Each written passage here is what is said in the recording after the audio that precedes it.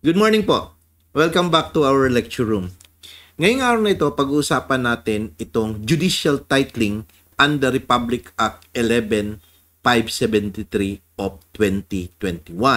At ang mga katanungan po dito is that ano po ba ang kaibahan ng judicial titling sa administrative titling na nakapaloob pa rin sa 11573? And dito po ba sa judicial titling, natural-born Filipino citizens lang ba ang pwedeng mag-apply dito? So, yun po ang mga questions na ating sasagutin sa paksa or sa episode na ito. Okay, ang judicial titling po ay isang mode of confirmation of imperfect title. Katulad po yun sa administrative titling, no? Yung mag-a-apply ka lang sa DNR. Ito po siya ay isa rin sa modes, no? And kasi nga, kahit na ang tagal nyo ng hawak sa property na alienable, indisposable, continuous, notorious, exclusive possession, kaya pag hindi nyo naman ito napatituluhan, ang tawag niyan is imperfect ang title mo. Don't get me wrong, kayo pa rin ang may-ari, pero imperfect. Kailangan nating patibayin at kailangan natin ng titulo.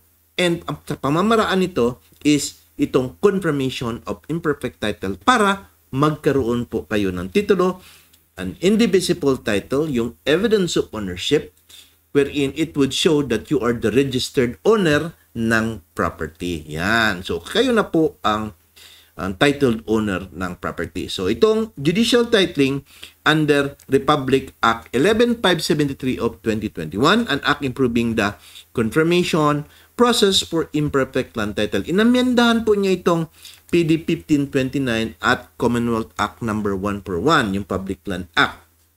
And dadaanan po natin ng bahagya itong Commonwealth Act number 1 at saka PD 1529 para maintindihan natin kung ano yung inamyendahan. Alright. Dito po sa Commonwealth Act number 141 of 1936 or itong Public Land Act, ang batas po dito is itong judicial confirmation of imperfect title or incomplete titles. Ang sinasabi po dito is that yung citizen of the Philippines. Yan. At i-file ito sa Court of First Instance, no? O ang tinatawag ngayong Regional Trial Court. And dito sa CA 141 of 1936, 30 years lang po ang bibilangin. Yan ang batas noon. Now, nung pinasa itong PD 1529 of 1978 by President Marcos using his legislative powers during the period of martial law, gumawa po siya ng batas, itong PD 1529. Ang sinasabi dito, persons. Yan, persons na ang sinabi. May file in the Court of First Instance whether personally or through their authorized representative. So, ibig sabihin, pwedeng in person or through their duly authorized representative. Okay. Kailan ka ba nag-authorize kung gagawin ang isang bagay para sa'yo? Siyempre, gagawa ka ng SPA pag hindi mo kaya gawin. So, ibig sabihin, kung medyo matanda na, in this case, pwedeng through a duly authorized representative. And nagbago lang is since June 12, 1945 or earlier, nang wala yung 30 years. So, kailangan i-prove mo na hinawakan mo ito earlier than June 12, 1945 or from there, pwede ka na. So, ang problem is that okay ito sa simula pero noong tumagal, inabot ng 1980s, 1990s hanggang 2000, mahirap na i-prove itong since June 12, 1945 kasi may mga records na hindi na makita na na-destroy during the war, sa baha, sa sunog, flood, and everything. So with that, maganda ngayon is that may bagong batas, yung 11573. In fact, isa sa mga nawala kasi ito yung PD 1529 bago yung 2021 na batas natin sa 11573, sinabi dito, those who have acquired ownership of private lands by prescription under the provision of existing laws. Dito po sa 11573, wala na po ito. Okay? So, wala na po ito siya. So, let us proceed with Republic Act 11573 of 2021. na ito po ay napasa nung panahon ni President Duterte kasi malapit na yung end term niya by this coming May, no? And that ang sabi po dito sa batas, ito, yan. Section 6 of Section 14 of the Presidential Decree number 1529 is hereby amended to read as follows. Ang dito, ang nakalagay is that persons may file at any time. And sabi rin dito, sa Regional Trial Court, yan yung Court of First Instance kanina, so judicial proceeding siya, not exceeding 12 hectares whether personally or through their duly authorized representative. So, gaya ng sabi ko kanina, kung through their duly authorized representatives, it presents a discussion na pwede ang korporasyon because a corporation cannot act on itself. Through a board resolution by the board of directors, bi-issue sila ng board resolution authorizing somebody to apply and file an application or for judicial titling of the registered land that they purchase. Pwede ba ang korporasyon? Malalaman natin mamaya. At persons po sinabi. Ano bang mga different kinds of persons under the law? Yan po ang pag-uusapan natin. And of course, pinakamaganda dito na changes is at least 20 years na po. So, dati since June 12, 1945, wala na yon. Yung 30 years, wala na yon. 20 years lang, pwede na. Hawak mo through yourself or through your predecessor interest kung saan nanggaling in open, continuous, exclusive, and notorious possession and occupation. Okay? Take note of that, possession and occupation. Doon sa illicit titling, cultivation, possession and cultivation. Okay? Take note of that. Now,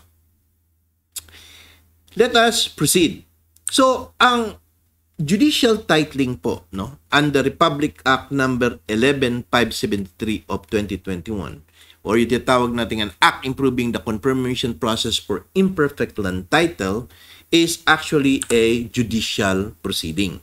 Pag sinabi po natin judicial proceeding, meron pong judge, meron pong makikinig sa ebidensya, meron pong magdidesisyon, magte-testify po kayo sa witness stand, meron pong magpe-presenta ng ebidensya, meron pong possibly mag-oppose. In fact, kung walang mag-oppose, automatic ang Office of the Solicitor General. And ipapile ito sa Regional Trial Court, second level court, no? MTC tapos RTC. Tapos adversarial pero speedy, mabilisan po. Sort of saying na summary ang proceedings dito. Sabi po ng batas, no? Adversarial because somebody may question it. Hindi necessarily ang government or ang Office of the Solicitor General. Pwede po yung may mag-oppose na ibang aplikante. Sabi ko, kami dapat ang ma-issuehan ng titulo. Okay, may mag-objection. Merong oppositor po niyan. And ang batas na sinusunod is PD 1529 and suppletory po ang rules of court. Ibig sabihin, pag kulang yung provisions ng 1529, pwede si rules of court as in a suppletory character. Alright. And finally, it is in rem. Ano po bang ibig sabihin ng in rem? Ibig sabihin, lahat po ng desisyon ng korte is binding to the whole world. Ibig sabihin, sakop niya ang buong mga tao na ibig sabihin may desisyon na kung nag-grant ang title under the name, your name ng applicant is that it informs the whole world na it is a perfect title under the name of that person. So, having said that, dahil ganito ang proceedings niya, kailangan niyo po ng isang abogado. Isang marunong at competent na lawyer to handle the case for judicial titling who must present and help you present clear and convincing evidence. Alam na po niya ng abogado kung anong gawin, paano pagpresenta, paano pag-prepare ng petition or application for judicial titling, tapos yung judicial affidavit, etc., paano pag-present ng evidences, no? So we do not need to identify yung procedure kung paano niya gagawin, no? Yeah, because you need to hire a lawyer, no? Unless you're a lawyer, you do it yourself. And pag na-prove po niya by way of clear and convincing evidence, ang pinakakahintay po natin ay ma-issuehan tayo ng titulo through this court decision. Alright? So yan po ang itsura ng titulo. Okay, let us discuss now Republic Act 11573, yung requirements na dapat nating i-prove. Okay? So, Section 6 of Section 14 of Presidential Decree number 1529 is hereby amended to read as follows, no? So, ang sinasabi dito sa Section 14 ng 11573 sino daw ang pwedeng mag-apply? Sabi dito, persons. Now, take note, ang persons po under the law may be a natural person, ibig sabihin yung tao talaga, or an artificial being. Meron palang artificial being? Yes. These persons are created by law, especially by the Corporation Code. Okay, let's start first with persons, no? Of course, sa persons na dapat ninyong malaman is itong natural-born Filipino citizen. Ako, natural-born Filipino citizen po, no? Pwede pong dito sa judicial titling. And yung tong dual citizens, pwede po dito sa judicial titling. Why? Because while they lost their Filipino citizenship by naturalization, when they applied dual citizenship under the dual citizenship law, naibalik po yung kanilang posisyon as a Filipino citizen. So they are allowed under this rule. Okay? And yung former Filipino citizens na natural born, ibig sabihin, they become naturalized in other countries, pero hindi sila nag-dual citizenship. So, ibig sabihin, they are called natural-born Filipino citizens. Yan. But take note that may batas po tayo kung saan lang sila hanggan. At under BP 185, 1 hektarya lang po rural per purposes of residential nila. And parang homestead lot yan tawag nila. And under Republic Act 7042 as amended by Republic Act 8179 and Republic Act 11647, 3 hectares po na rural or agricultural for business or investment purposes only. So hanggang dyan lang sila. Hindi kasi pwede sila hanggang 12 hectares. Okay. Ano pa yung ibang klaseng persons? Tao. Itong naturalized Filipino citizen. So a foreigner applies for naturalization in their country becomes now a naturalized Filipino citizen. Now, they are entitled to the same right as citizen of the Philippines, and they can apply judicial titling under Republic Act 11573 because they can acquire lands in the Philippines. Why? Because they are naturalized Filipino citizens. Okay. And another kind of person ay itong artificial being created by operation of law, itong korporasyon. Bakit po? Kasi it is considered as a person because the law creates them. It has its own charter through the issuance of articles of incorporation and bylaws by the Securities and Exchange Commission. And that ang nagpapatakbo po ng korporasyon while ito ay tao is ang mga board of officers niya or board of directors. That's why, remember that through their duly authorized representative, itong corporation, they may assign somebody to file or apply for judicial titling of the property that they acquired, that the corporation acquired. So, merong secretary certificate, yun siya po ang mag-apply in behalf of the corporation.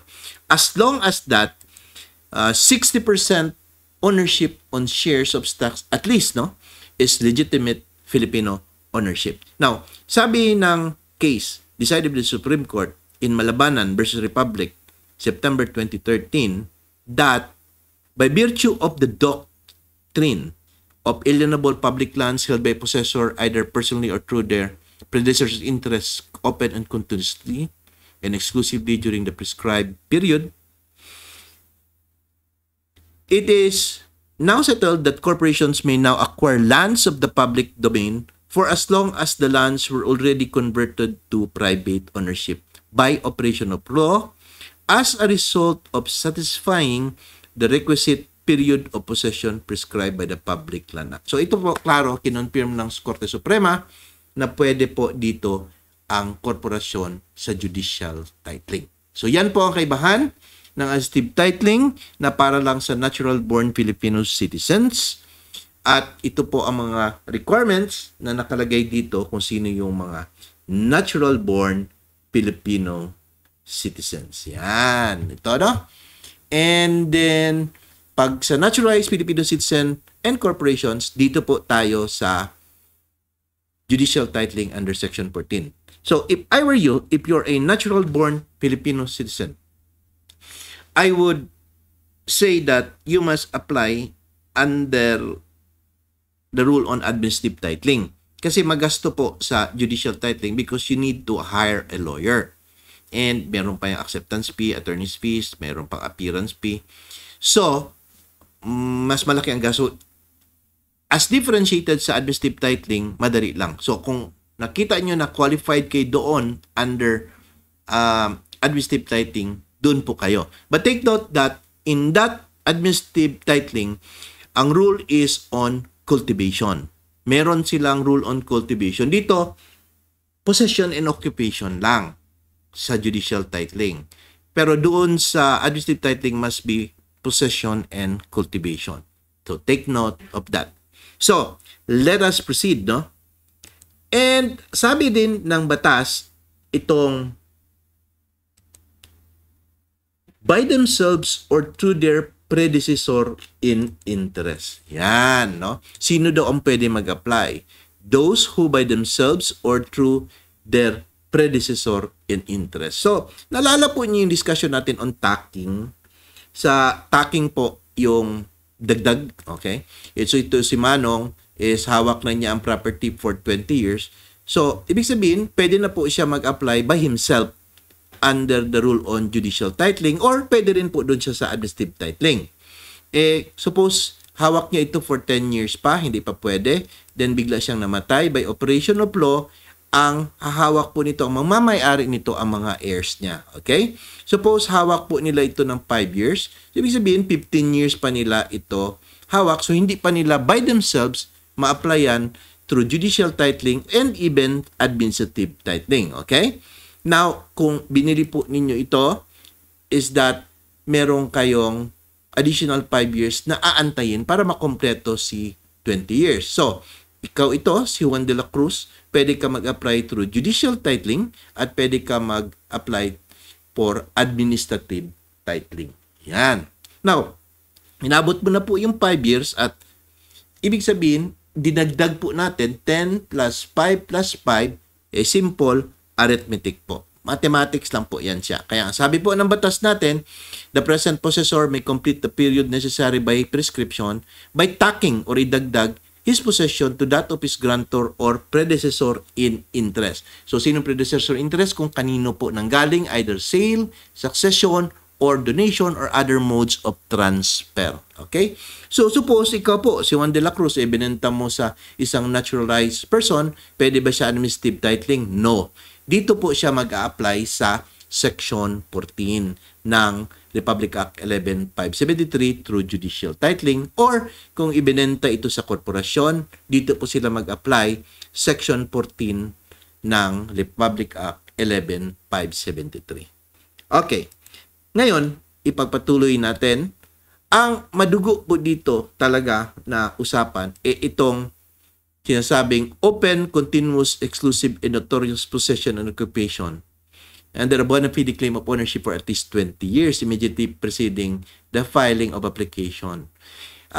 Marami pong desisyon ng Korte Suprema dito na talagang paiba-iba ang desisyon at explain natin ng mabuti kung paano ito i-comply because this is very important. You have to present clear and convincing evidence na na-comply mo ito.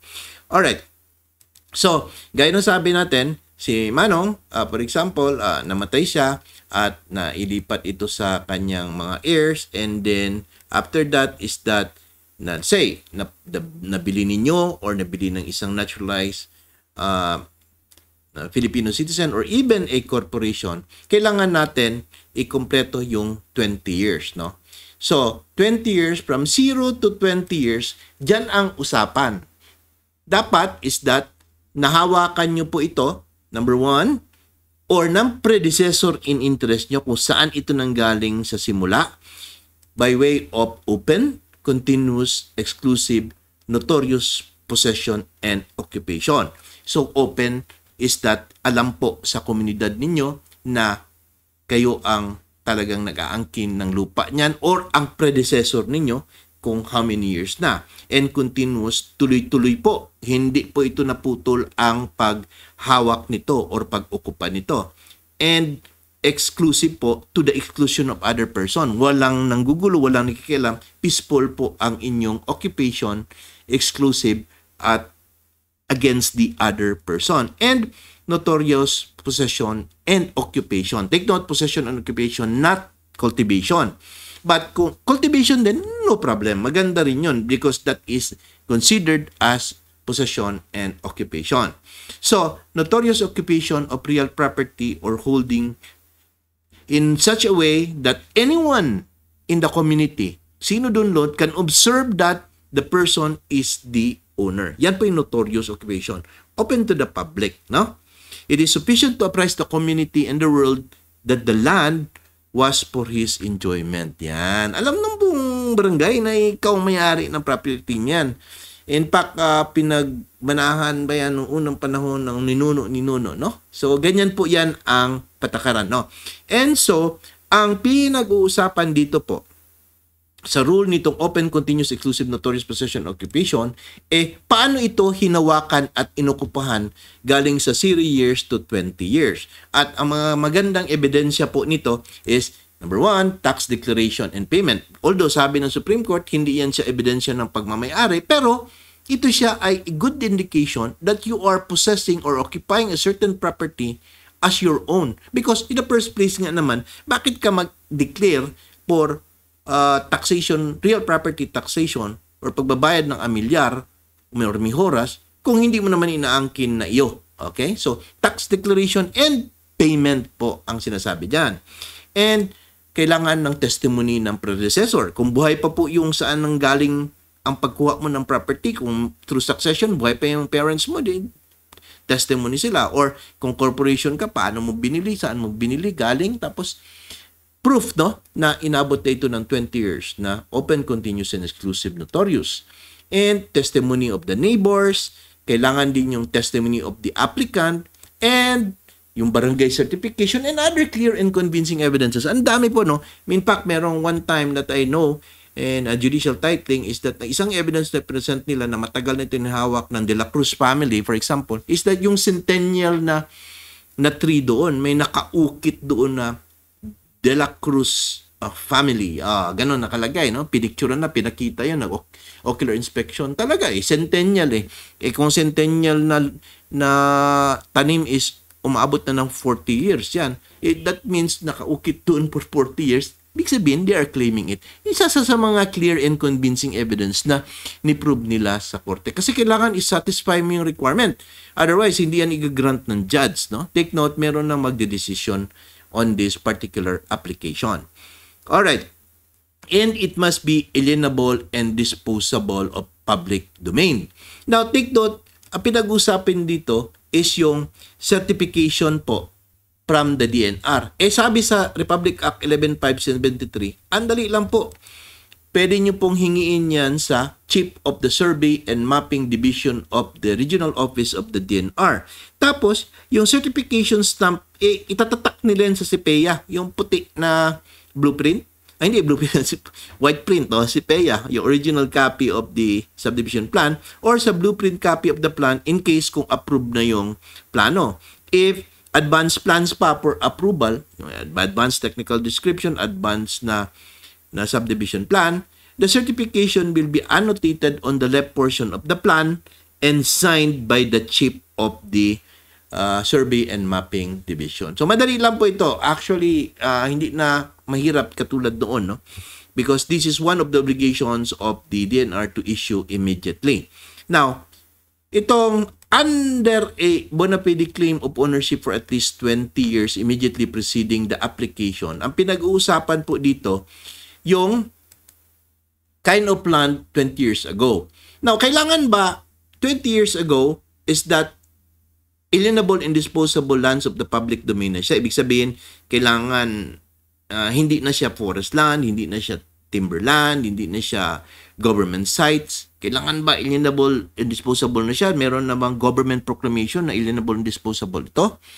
Ang sabi po ng batas is that at saka Supreme Court decision that it should be alienable only at the time of application. So, ibig sabihin po, on 20 years ago, kung hawak po ito ninyo or hawak po ninyo ng nabili nyo ito, let's say, it's a forest land or it's a public land not yet classified as alienable and disposable, nagkaroon ng open, continuous, exclusive, notorious possession. Then, after 20 years, and after that, biglang nagkaroon ng government proclamation na itong area na inoccupy ninyo na once not alienable or forest land siya before, biglang naging alienable and disposable land, pwede na po kayo mag-apply for judicial titling. Because, ang sabi ng batas, it should be alienable at the time of application. Hindi po at the time of possession. Alright? So, take note of that. Napakagandang batas po at it becomes easy para sa ating lahat. Okay. And by that, ang next mangyayari is that under Republic Act number 573 of 2021, Section 6, no? They shall be conclusively presumed to have performed all the conditions essential to a government grant and shall be entitled to a certificate of title under this section. So, yan ang mangyari. Ano pong ibig sabihin nito? Ibig sabihin lang po is that the judge here will issue a decision, will make a decision wherein, number 1, a judgment confirming title. Yan. Number 2, that it will order the Land Registration Authority to issue the decree of registration. So, orderan na yan ng judge, no? And number 3 is that the Land Registration Authority issues a decree and certificate of title. So, magkakaroon na po tayo ng inaasam natin na certificate of title, and a title, as we know, is indivisible and it is binding to the whole world. So, yung pong pagmamayari nyo sa lupa, with this presence of this title now, your evidence of ownership and title over the property is already perfect. Okay. Yan po ang ibig sabihin yan. Alright? So, with that, Republic Act 11573 sa Section 14 pa rin tayo. Meron tayong magandang i-discuss sa next topic natin. Itong, those who have acquired ownership of private lands or abandoned riverbeds by right of accession or acquisition under the provisions of existing law. Alam niyo yung tabi ng riverbed, merong na-form na lupa, katulad dito, no? So, kita nyo sa gitna, may form. Pwede ba applyan ng title yan? Yan, ang question yan. And ito pong mga abandoned riverbeds by process of acquisition, ito pong mga lupa nandyan sa tabi, no? Kita natin, sa gitna na abandoned na yan, is this may be considered as accretion, yung dahan-dahan, no? Ng passage of time. And these are what we call alluvium. Okay, pwede ba applyan yan? No? And those who have acquired ownership land in any other manner provided by law. Alright, so I'll see you next time and I hope you learned something today's episode. And please continue watching and learn more about the real estate matters under the lecture room of Attorney Raymond Batu. Maraming salamat po. Bye-bye!